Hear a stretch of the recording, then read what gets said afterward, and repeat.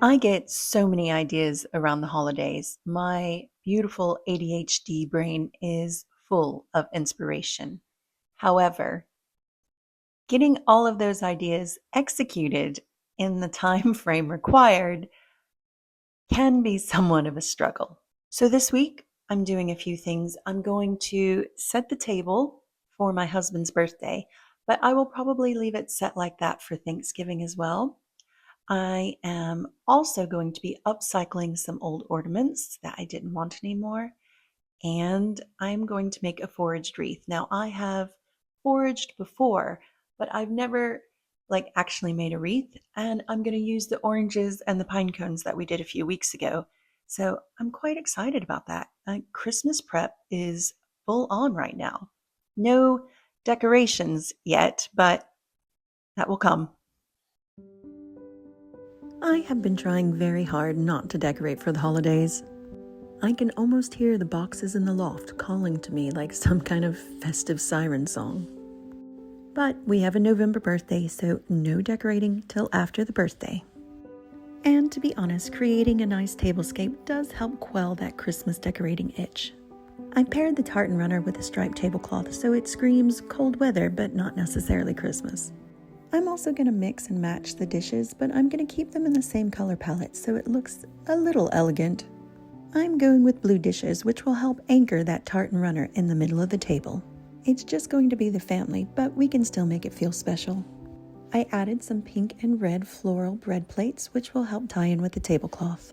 The gold napkin rings tie in with the bread plates, and so everything looks a little bit more cohesive.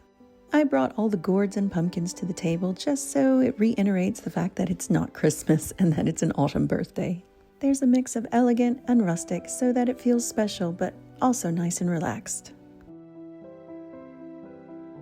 But if I'm being honest, after I finished this, I thought, how beautiful would this look next to the tree? So I'm going to take myself for a walk before my husband finds himself eating mashed potatoes under the shadow of a Christmas tree.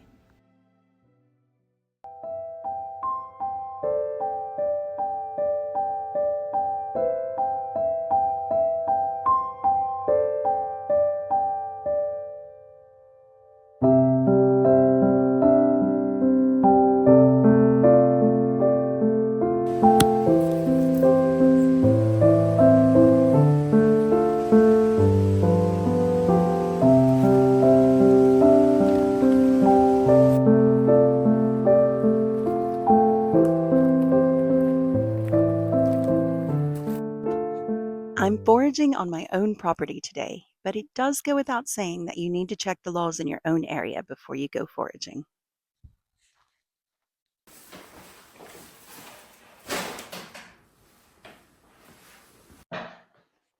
Have I ever really made a foraged wreath before? No. Did I lay everything out to give the illusion that I know what I'm doing? Yes. Every year on Instagram, I see these beautiful foraged wreaths, and I wanted to give it a go. My goal is to make everything compostable, so I'm not using hot glue. I'm going to use floral wire, which is not compostable, but I can take off the floral wire and reuse it next year, as well as the ring, and this takes minimal storage space.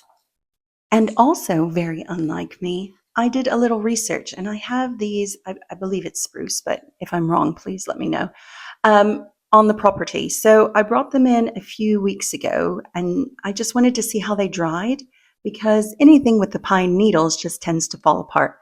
And I don't want that all over my front porch, because then it just gets tracked into the house. So this is what we're going with as the base of our wreath, and it'll dry nicely on the door over the holiday season. The goal is to get these in bunches and then tie the bunches around the ring with the floral wire. I will tell you, it already smells really lovely. I found if you wrap the bunches like this, it's much easier on your fingers. See? I'm already learning. How pretty is that? It's nice and soft and it smells amazing. My top tip is use a lot more floral wire than you thought you needed. And in order to kind of make it look streamlined, I'm going around every 3 inches. And I also found instead of twisting it, you wrap it around several times, which maybe that went without saying, but I had never done it before, and I find that works much better. Look at my wreath base. Isn't that beautiful? I can't believe I made this. I'm so happy with it. Now I'm gonna zhuzh it up all the wires that are sticking out. I'm gonna add some pine cones and oranges.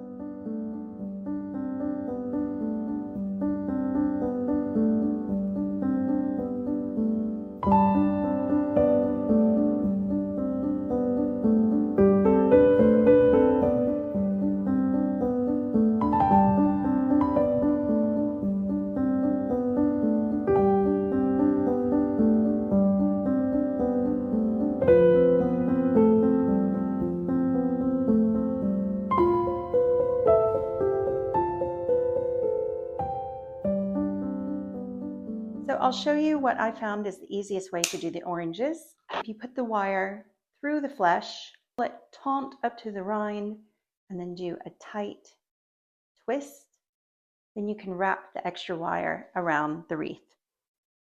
Then for the pine cone, I would put the wire in the pine cone, wrap it around, and then twirl it in, which gave it a really tight hold. See? This is the finished wreath. I love it. Full disclosure, it did take about an hour and a half, but I learned a lot along the way, so I don't think the next one I make will take quite as long. Yes, darling. No, I'm talking to everybody on the internet right now. Do you have something you want to say? Anyway, I have made quite a mess, so I'm going to go hang this on the door and then clean up my mess.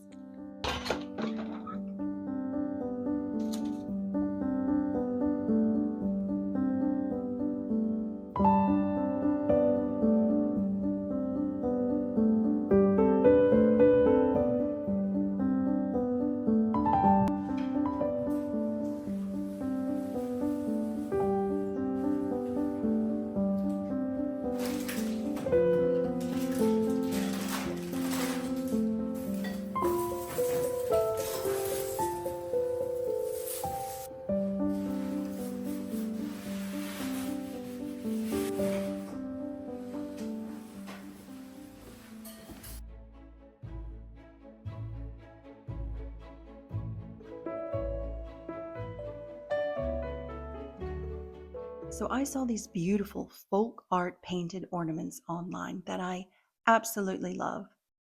So last year I made a little box of ornaments that I didn't really like that I wanted to try in other craft projects. So I'm going to try to paint these folk art ornaments, or my version. Now I'm using wall paint, and I have used wall paint on ornaments before, and you do need a couple of coats, especially on the shiny ones. It would be easier with a primer, but I don't want to get primer all over my kitchen table. Paint is much easier to clean up. But I use leftover wall paint for a lot of things. It's actually a great way to use up leftover paint.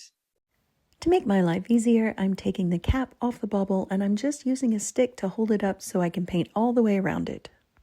You will need a couple of coats and about 15 minutes in between each coat just to let it dry completely.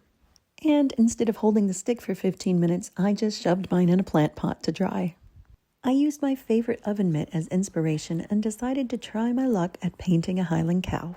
Using a dark green, I added some squiggly lines around the cow and then around the rest of the bauble. Then I added little upward strokes for leaves. To give the illusion of yellow flowers, I made a dot with the yellow paint and then pulled it out in each direction. And I could have stopped there, but I didn't. So I added a little white dot for the center. Because this is basically the color scheme for my house, I also added some of this light blue. Once the ornaments are all dry, you can seal it with some Mod Podge or just some PVA glue. And there's an idea for upcycling your ornaments.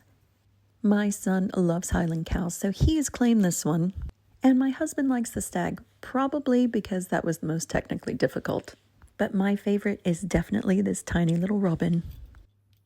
If animals aren't your thing or you find them a little intimidating, don't let that stop you. Just go for a simple flower pattern. These did take some time, but they will be a brilliant addition to the tree this year.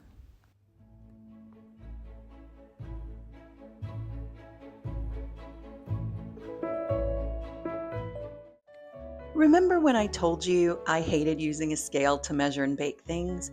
Well, today I'm eating my own words. Today I'm going to make Delia Smith's sausage roll recipe, which is a family favorite, but I have never made it. Actually, my husband usually does it, and we usually have extra in the freezer. But as it's his birthday, I thought I would do it as a special treat. So I guess we'll fumble through this together.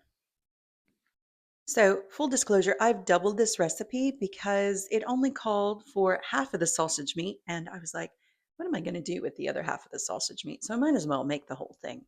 This is 220 grams of flour, and this is 150 grams of frozen butter.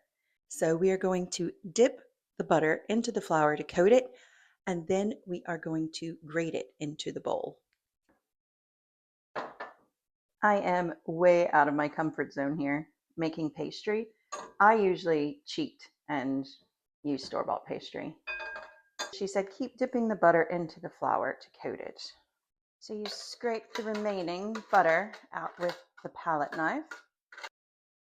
It calls for a pinch of salt. Now here's where it gets interesting. I don't know how much water to add, so I'm just supposed to stir this in till the dough comes together. So we will just stir this in till the dough comes together. I thought I might have added too much water, but it is still quite crumbly, so it's just a delicate balance, which is why I never do pastries. While the dough is resting in the fridge, I'm going to make the sausage meat. On Delia's website, the original recipe calls for 225 grams of sausage meat. This is a 400-gram packet of sausage meat. So since I'm doubling it, I would need 450 grams, which I don't have. However, it only calls for half an onion. So I'm going to use a whole onion. And then if I have extra pastry left over, I have extra pastry left over. Then at least I don't have sausage meat going to waste in the fridge. The recipe also calls for sage. I only have dried sage. Morrison's was completely out of sage. So I've got some chives and thyme, and that's what I'm going to season it with today, because it wouldn't be an episode of me cooking without straying from the recipe somehow.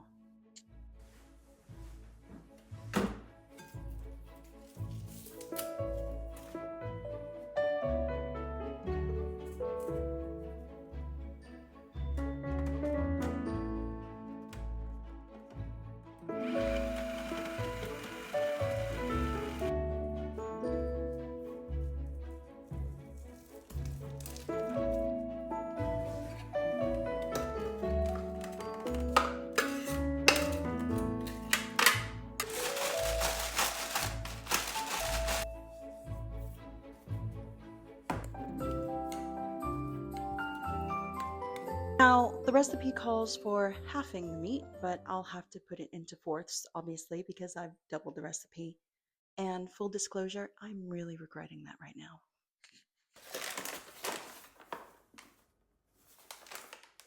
Oops, that was a lot.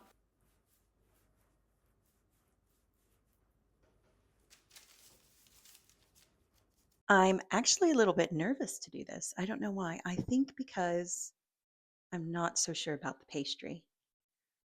And it seems like a big waste if it doesn't turn out. But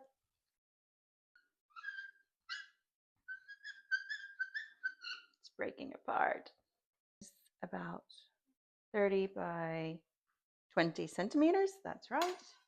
Okay, good. This is so crumbly. I'm supposed to brush one side with egg wash to seal it. I might just leave this to my husband to make every year. This might be the only year I do the sausage rolls. All right. That's a lot of egg, Laurie. These go into a 220 degrees Celsius oven for 25 minutes. Once they're all cooked, I'll be able to pull them out of the freezer whenever we have someone around. You can freeze these from raw, although you'll need an extra 10 minutes to defrost them. Well, it has been a very productive few days, especially for someone who has millions of Christmas ideas, but a brain that won't let her do them until December 23rd. But in the past few days, I've made the Christmas wreath, I've done some hand painted ornaments, and I've made sausage rolls, which look actually edible. And that's neuroplasticity in action, right? We're teaching our brains that we do have the ability to follow through with things, even if we make an incredible mess along the way. I don't need perfect decorations or expensive ones. I just want something that makes me smile when I walk past it. Making more and buying less feels good, and not because it's virtuous, but because we're teaching ourselves to reward the effort instead of the price tag. A wreath I made badly will always bring me more joy than one that I just bought. And now that I know the effort involved in sausage rolls, whenever I eat someone else's homemade sausage rolls, I will appreciate them so much more. So if you have a brain full of ideas that is questionable with deadlines, this is your sign to just start something. It doesn't have to be perfect. It just needs to exist, really. So with that, I think I have earned this sausage roll. And listen, if all else fails, I have sausage rolls for the freezer. And I actually think that's the definition of adulthood. Oh my God, they're good.